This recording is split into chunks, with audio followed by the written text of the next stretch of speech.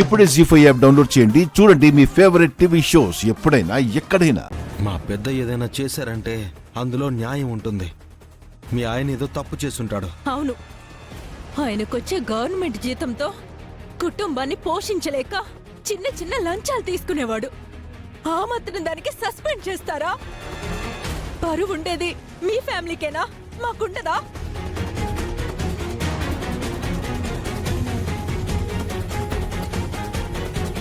లంచాలు తీసుకోవడం తప్పు కాదంటావా? తప్పో ఒప్పో, మీ నాన్నగారు తీసుకున్న నిర్ణయం వల్ల నేను మా ఆయన్ని కోల్పోయాను. నేను నా కొడుకు రోడ్డు మీద పడ్డాం.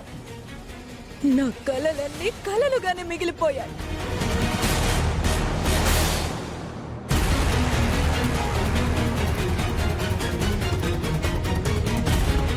అందుకే నాకి గతి పట్టించిన మీ నాన్నకి ఇదే గతి పట్టించాను.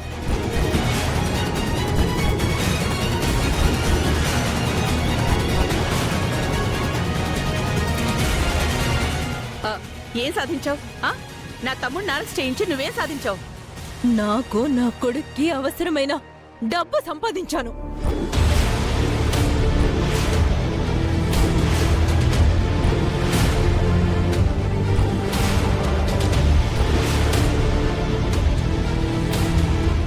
డబ్బు కోసం చేసావా ఇదంతా? అవును, డబ్బు కోసమే చేశాను. డబ్బే కావాలంటే ఆ డబ్బు మేమిస్తాం. ఇందులో మా నాన్న తప్పు లేదని ఒప్పుకో. మాకు మా నాన్న కంటే డబ్బు ముఖ్యం కాదు. ఎంత కావాలో అడుగు.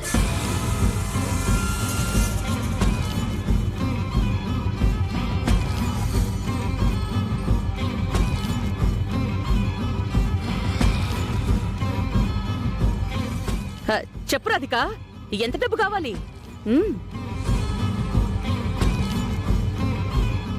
సూర్యప్రతాప్ ఆస్తిలో సగం ఆస్తి నా పేరు మీద రాయాలి.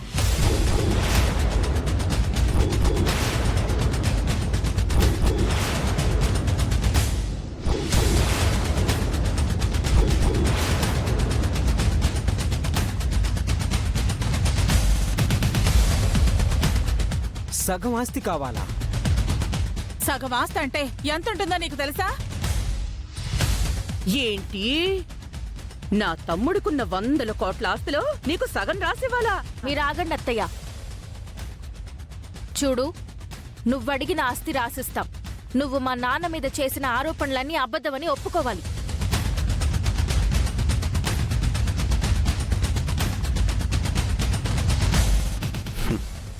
ఈ దెబ్బతో మనకు కూడా కొన్ని కోట్లు వస్తాయి.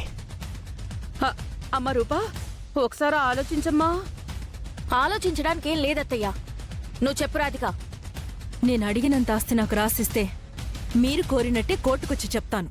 కాకపోతే నేను కోర్టుకొచ్చేసరికి నాకు రావాల్సిన ఆస్తి పేపర్లు నాకు ముట్టాలి. అలాగే బాబాయ్, రూపా, ఆస్తి పేపర్లు రెడీ చేయించండి. అలాగేనమ్మా. నువ్వు అనుకున్నది సాధించావు కదా, ఇంకొక క్షణం కూడా నువ్వు మా ఇంట్లో ఉండడానికి వీల్లేదు. వెళ్ళిపో.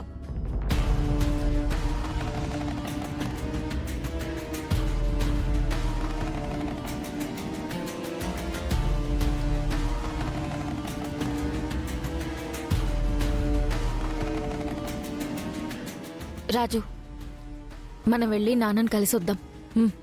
పదండమ్మాయి గారు. అమ్మ రూపా, నేను కూడా సరే వస్తాను. అమ్మా, పద పద రాజు. పదండి.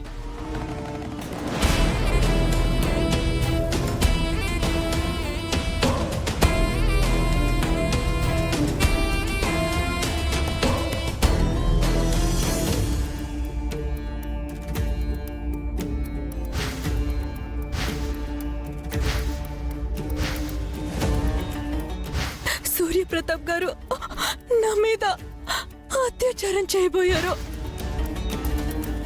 ఈ మాధవిని బంధించింది, ఆవిడ ప్లేస్లో నన్ను ఇక్కడికి రప్పించింది సాక్షాత్తు సీఎం సూర్యప్రతాప్ గారే.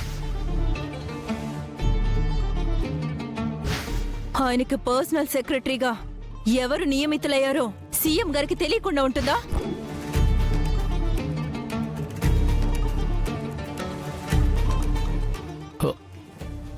ఎస్ఐ గారు మేడం కూర్చోండి మేడం. పర్వాలేదు ఎస్ఐ గారు. ప్లీజ్ మేడం కూర్చోండి.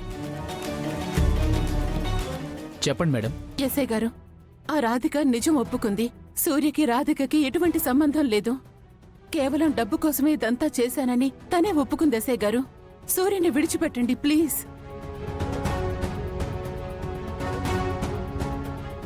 కావాలంటే ఇక్కడికొచ్చి నిజం చెప్పమన్నా చెప్తుంది ఎస్ఐ గారు. ఇప్పుడు ఎవరొచ్చి చెప్పినా సూర్యప్రతాప్ గారిని బయటికి వదిలిపెట్టడం కుదరదు మేడం.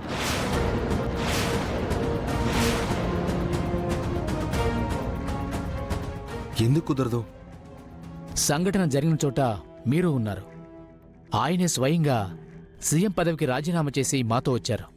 కోర్టులో తేల్చుకుంటానని చెప్పారు. అందుకే నేను ఎఫ్ఐఆర్ ఫైల్ చేశాను.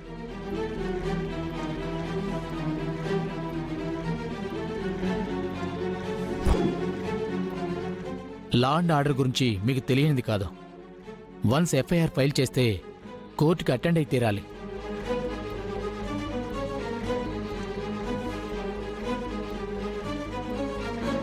ఒకవేళ సూర్యప్రతాప్ గారు తప్పు లేదని మీరు చెప్పినట్టే మేం వదిలినా తనకున్న అధికార బలంతో తప్పించుకున్నారని లోకం కోడెక్కొస్తుంది.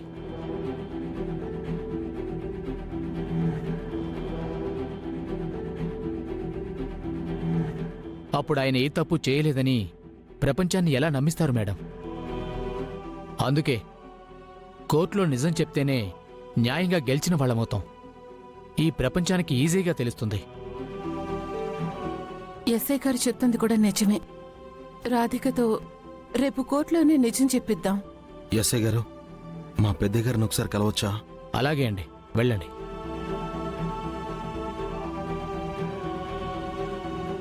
నానా నానా ఆగో! ఎందుకొచ్చావు? ఎందుకొచ్చావు? ఆ రాధిక చేసింది సరిపోనట్టు ఈ మహాతల్లి ఒకటి నా ప్రాణానికి. అలా అనకు సూర్య. ఇంకేమనాలి? ఇంకేమనాలి? నేను నీకు వేసిన శిక్షే నాకు పడిందని గుర్తు చేయడానికి వచ్చావా?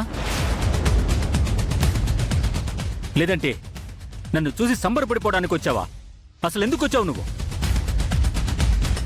నానా, రాధిక తన తప్పుని ఒప్పుకుంది నాన్నా. మీరే తప్పు చేయలేదని, ఎవరో డబ్బు ఆశ చూపిస్తే డబ్బు కోసమే ఇదంతా చేశానని ఆ రాధిక ఒప్పుకుంది నాన్నా. ఒప్పుకోవడమేంటి రూపా? తనేమైనా చిన్న దొంగతనం చేసి నిజం ఒప్పుకుందా? లేదంటే అబద్ధం చెప్పి తప్పు ఒప్పుకుందా? ప్రాణం లాంటి నా పరువు తీసింది. నా ప్రాణం పోయేంత పని చేసింది.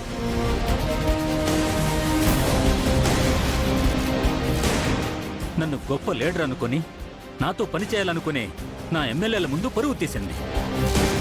తల్లి లాంటి పార్టీకి చెడ్డ పేరు తీసుకొచ్చిన దుర్మార్గుళ్లాగా నన్ను క్రియేట్ చేసింది.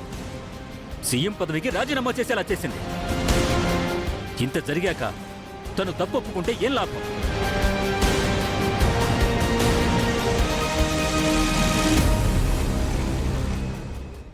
జీ5 యాప్ డౌన్లోడ్ చేసి అన్ని ఎపిసోడ్స్ పూర్తి ఉచితంగా చూడండి.